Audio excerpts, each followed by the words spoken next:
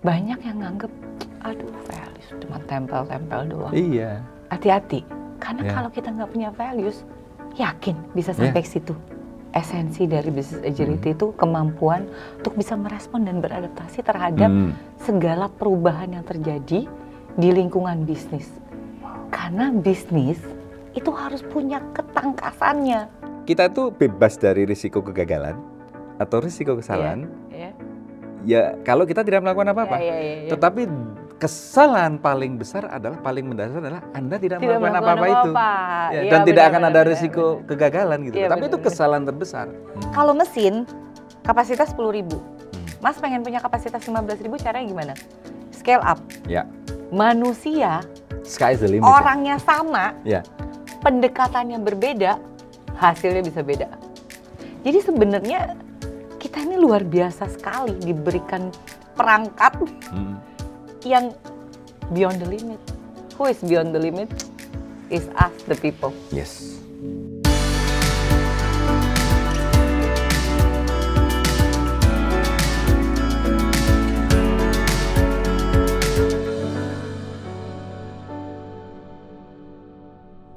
Halo sahabat Indonesia, jumpa lagi dengan saya Arif Budi Susilo, Beyond the Limits, Expos Indonesia.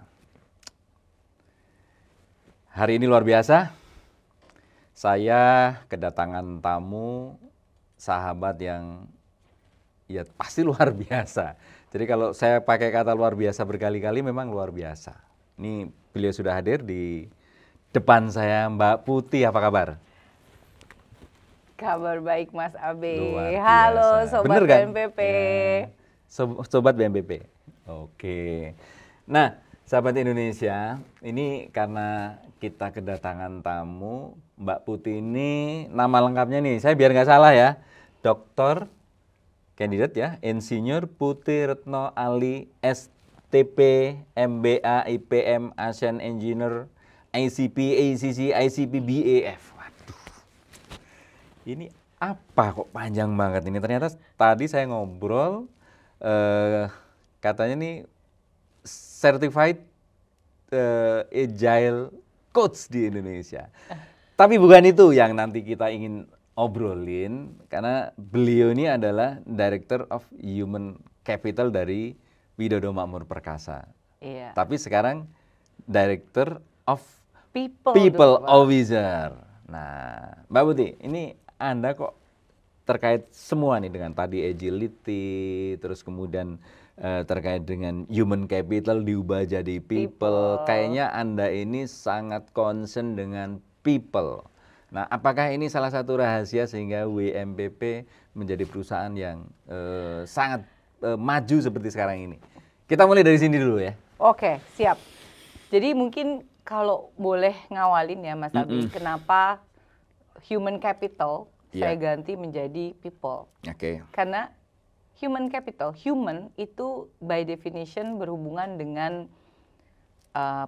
biologis yang membedakan kita dari makhluk lainnya. Oke. Di situ membuat saya kayak kita bukan sekedar makhluk. Ketika ada kata people itu by definition artinya adalah manusia yang memiliki kemampuan untuk memiliki logika, nalar, dan lain-lain yang memang sebetulnya gifted, diberikan oleh Allah yang Maha Kuasa. Iya kan? Kita dikasih mind itu membedakan kita sama yang lain. Ini sebenarnya pas aku lihat ke atas, mind. Karena mind itu menempel sama people, bukan human. Kalau human biologis, makhluk hidup. Kalau gitu. People itu punya mind, the power of mind. Stop di sini dulu. Nah, saya kenapa sangat tertarik juga dengan People, karena sebenarnya the most drivers activity itu adalah people in any industry. Kira-kira begitu ya. Betul. Jadi di industri apa saja, di organisasi apa saja, driversnya adalah people. Once people-nya tidak bisa menjalankan perannya sebagai driver, selesai ini. Ya, organisasi ini, perusahaan ini, industri ini selesai. Nah, Mbak, tadi people, saya sangat setuju. Nah, sekarang saya mau muter sedikit ke Widodo Makmur Perkasa. Nah, Mbak Putih kan tahun 2015 baru gabung dengan WMP. Sebelumnya malang melintang di mana-mana sebagai lulusan atau jebolan dari teknik industri. Artinya kan orang yang biasa berpikir tentang bisnis proses gitu ya, proses bisnis gitu ya. Nah, ketika kemudian join dengan Widodo Makmur, ini kita tahu WMPP ini grup yang tadinya sapi, ya, kemudian unggas, dan kemudian sekarang pakan. Dan ini menjadi, kalau saya boleh mapping, ini menjadi salah satu integrated farm industry, the largest, yang memang asli Indonesia gitu ya. Nah, bisa nggak kaitkan dengan tadi, bagaimana sih bisa WMPP sebesar itu sampai hari ini gitu? Ya, sebetulnya mungkin Mas Abe juga merasakan ya, bahwa setiap industri itu ada ups and down-nya. Dan pembelajaran yang paling utama yang kita dapatkan pasca COVID, karena sekarang COVID sudah di-acknowledge bukan lagi menjadi suatu endemi gitu. Pasca COVID itu kita mendapatkan banyak pembelajaran. Aku yakin bukan hanya industri sebetulnya, bahkan media pun kan akhirnya ada beberapa hal yang berubah dari hidup kita. Ya, jadi sebenarnya kan memang perubahan itu tidak bisa dihindari. Gitu. Nah, bagaimana ketika suatu organisasi, suatu perusahaan bisa agile atau tangkas atau adaptif gitu dalam melewati setiap perubahan-perubahan itu agar secara esensi nilai-nilai baik, tujuan-tujuan baik kita itu tetap bisa terdeliver.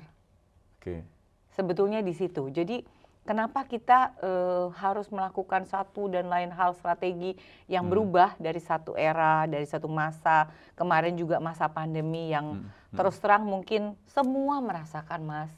Bukan hanya kita, semuanya merasakan bahwa memang ada up and down gitu ya. Nah, tapi kalau kita melihat segala hal hanya sebagai threat, hanya sebagai kendala, tantangan, kendala, itu menurut saya kalau boleh katanya kita rubah sedikit. Akhirnya cemas. Jadi ya? apa? Ubah bukan rubah ya? Ya, ubah. Kita ubah menjadi tantangan. Karena di dalam tantangan sebetulnya ada opportunity. Opportunity yang luar biasa banget yang bisa kita raih. Kita bisa punya bisnis model baru misalnya. Kita bisa mendapatkan people yang berkualitas. Yang tadinya mungkin kita nggak mudah untuk dapatkan, sekarang tuh bisa kita filter dengan lebih baik. Jadi kenapa WMPP sampai sekarang memang menekankan salah satunya adalah kolaborasi. Di dalam internal kita itu kita mementingkan kolaborasi, mementingkan setiap orang memiliki accountability-nya masing-masing. Mereka bisa proudly says that saya bagian dari Widodo Makmur Perkasa, perusahaan yang Indonesia banget. Great company that grow great gitu. Betul. Nah, bagaimana ini kan Mbak Putih punya responsibility yang tidak mudah sebagai Chief of People Officer gitu ya. Kan ada ribuan, puluhan ribu karyawan di situ. Bagaimana meng-embed values ke sana sehingga people-nya WMPP Group ini itu bisa berjalan sesuai dengan tadi ultimate goal-nya perusahaan. Bisa share nggak? Boleh. Kalau buat Mas Abe nggak ada yang nggak bisa. Siap, makasih. Spesial. Jadi bagaimana kita bisa melakukan hal itu memang tentu ada beberapa point of view yang harus kita selaraskan. Yang tadinya mungkin secara umum gitu ya, pendekatan-pendekatan sebelumnya di dalam manajemen adalah hanya shareholder value. Terus gimana soal customer? Shareholder aja ya, dan itu kebanyakan perusahaan begitu. Dulu, ya kan? Ketika COVID ini kan kita merasakan ada, oh nggak cukup. Yeah. We are more than this. Kita tuh lebih daripada pergi pagi, pulang sore. Ya dong, kita kan udah mulai memikirkan, aduh gimana nih hidup anak-anak dan seterusnya gitu. Nah, kembali lagi ke yang tadi, bagaimana bisa ketika kita, point of view kita, itu kita selaraskan. Yeah. Oh ternyata karyawan itu bukan lagi menjadi resources loh. They're not resources. Seperti Mas Abe bilang, they are drivers, enablers. Itu kita sesuaikan point of view-nya. Ketika akhirnya, makanya kami beruntung sekali di bawah kepemimpinan Pak Tumiono yang selalu bilang begini, aku ingat banget beliau bilang gini, bahwa setiap orang yang bertumbuh dan menjadi luar biasa, itu sesungguhnya adalah untuk pribadi yang bersangkutan. Untuk masing-masing. Perusahaan hanya mendapatkan dampak atau efeknya, impact-nya. Tapi siapa yang sebetulnya paling merasakan manfaat dari naiknya level kita, naiknya kompetensi kita. Oleh karena itu memang selama setahun terakhir kami genjot banget yang namanya capacity building, training and development. Apa aja antara lain? Kalau jadi bukan hanya melulu yang berhubungan dengan hard skill, tapi soft skill juga. Iya, jadi kita punya kelas-kelas gitu. Kebetulan saya seorang coach, jadi daripada panggil orang lain, udahlah nggak apa-apa sekalian. Certified Agile Coach lagi, bukan sembarang coach loh. Jadi kita bikin kelas-kelas. Kemudian selain kelas-kelas itu untuk lebih mengakrabkan, kita sekarang punya English Club. Di mana semua orang setiap hari tertentu harus bicara dalam bahasa Inggris gitu. Tapi bukan bicara dalam bahasa Inggris. Bedanya ini ada English Club. Mereka tentukan topiknya, mengobrol apapun. Dan apapun levelnya itu nggak dipanggil Pak sama Bu. Nama langsung. Nama langsung. Jadi saya boleh dipanggil, aku nih Mas, dipanggilnya tuh kalau nggak Putih, kebetulan aku suka dipanggil Uni karena punya keturunan Padang, atau karena anak di rumah manggilnya Omi, Momi. Jadi teman-teman di dalam English Club itu panggilnya itu. Bunda juga ya. Jadi silakan mereka manggil, tapi nggak ada hubungannya dengan pekerjaan. Nah ini kan meningkatkan employee engagement itu nggak mudah. Ujung-ujungnya kan kalau misalnya employee engagement-nya naik, productivity bisa naik, makanya kita bisa lebih ramping. Kita lebih ramping. Kalau dulu kayak kita lah diet, tujuannya apa sih? Mau sehat. Karena mau sehat, kemudian kita nurunin berat badan kan. Nah, karena kita mau lebih sehat perusahaannya, maka kita lebih ramping. Karena memang ramping itu satu lebih produktif, dua lebih bahagia. Gitu karena setiap orang yang tadinya melakukan satu hal, terus kemudian mereka mungkin punya ekspektasi secara pribadi kan kita nggak tahu. Ternyata ada beberapa orang yang memang sangat kompetitif dan pengen maunya tuh memang berkontribusi lebih gitu, Mas Abe. Nah, saya stop dulu. Saya mencoba menggarisbawahi tadi bahwa ketika kita mendrive, jadi people kan driver ya pada dasarnya. Nah, everybody di dalam member organisasi adalah drivers gitu ya untuk kemajuan organisasi itu. Nah, ketika kita mendrive people kita untuk lebih maju, itu artinya kan sebenarnya bukan tadi Pak Tumiono tadi bilang bahwa itu bukan untuk kepentingan perusahaan sebetulnya. Perusahaan itu dapat impact-nya saja. Sebenarnya the main beneficiary dari semua aktivitas itu adalah yang bersangkutan sendiri, the people sendiri gitu loh. Nah, cara menanamkannya gimana? Itu kan menjadi mindset ya. Menanamkan mindset semacam itu ke dalam semua orang Widodo, semua people di Widodo Makmur, sehingga Widodo Makmurnya bisa menjadi perusahaan yang kalau dari sisi perusahaan juga agile seperti hari ini gitu. Bisa nggak ngajarin kita? Makanya kita kemarin itu memang sampai saat ini kita punya program-program yang melibatkan orang-orang di luar atau eksternal yang berbicara di internal kami, tapi kan biasa kan kalau training gitu ya, satu arah. Ya. Satu arah aja, apa gitu topiknya, udah gitu. Kalau ini enggak, kita udah kasih tahu, punya masalah apa, punya pertanyaan apa, topiknya ini hari ini, silahkan tanya sebebasnya. Jadi hari itu siapapun yang lagi jadi narasumbernya, termasuk aku Mas. Tapi ngundang dari luar? Iya, ngundang dari luar dan dari dalam juga. Difasilitasi dari dalam? Betul, tapi ada juga beberapa yang memang dari dalam juga, misalnya kebetulan aku areanya memang passionnya tuh di leadership. Jadi kemarin kita bikin workshop terkait dengan leadership. Apapun itu sehingga mereka merasa bahwa oh ternyata kalau dulu kita merasa bahwa training itu harus sesuai dengan kebutuhan perusahaan. Enggak, karena beberapa mereka ngomong gini. Artinya ini indirectly gitu ya, indirectly, tidak harus directly sesuai dengan kebutuhan kita. Karena mereka ini itu sebetulnya paling tahu kebutuhannya apa. Kita kemarin pernah melakukan workshop yang menurut mungkin kayak kok sederhana banget sih, cuman senyum, sapa, salam dan lain-lain itu. Workshop untuk bisa senyum dengan baik gitu ya? Itu karena asik juga tuh. Dan kita bawakannya memang sangat fun gitu. Karena mereka bilang gini, Bu kayaknya saya butuh lebih ini deh. Tim kita tuh butuh lebih ini. Jadi dibalik, bukan tidak top to down lagi. Sangat serius terus gitu ya? Dan bukan top to down. Sekarang harus dibalik, bottom up. Agile itu sebetulnya salah satu kakinya itu adalah bottom up.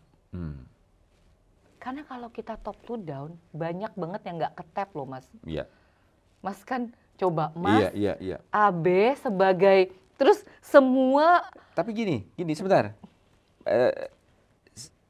Bottom up itu memang gampang untuk diomongin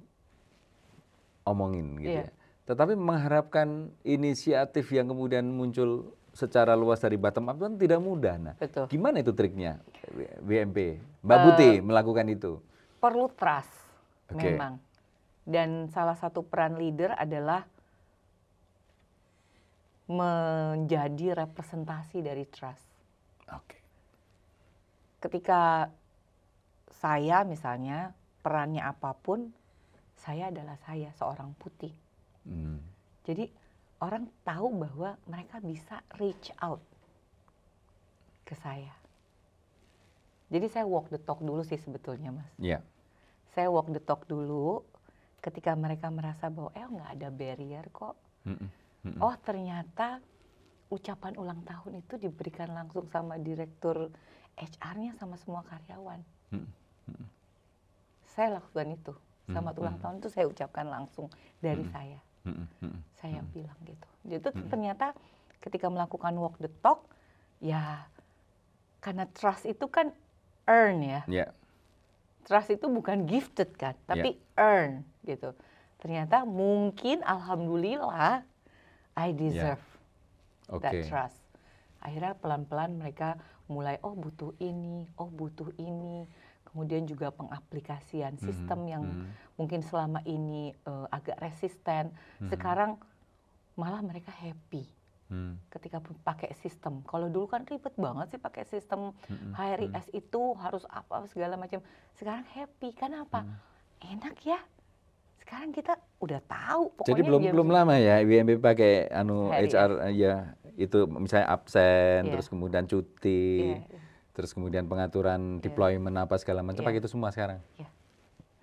Dan alhamdulillah zero resistance. Zero resistance. Luar biasa. Karena mereka merasakan manfaatnya. Nah, sekarang happy semua orang tuh, jam segini kita bisa pulang. Saya pengen tahu lebih jauh impact ya. Impact kan tadi kan company itu kan dapat impact-nya dari situ gitu kan. Kalau yang pasti people, karyawan itu fun, dapet. Karyawan merasa at home, jadi homey di kantor gitu ya. Nah perlu nggak mau pulang gitu ya di kantor terus. Karena merasa keluarganya di kantor ini gitu ya.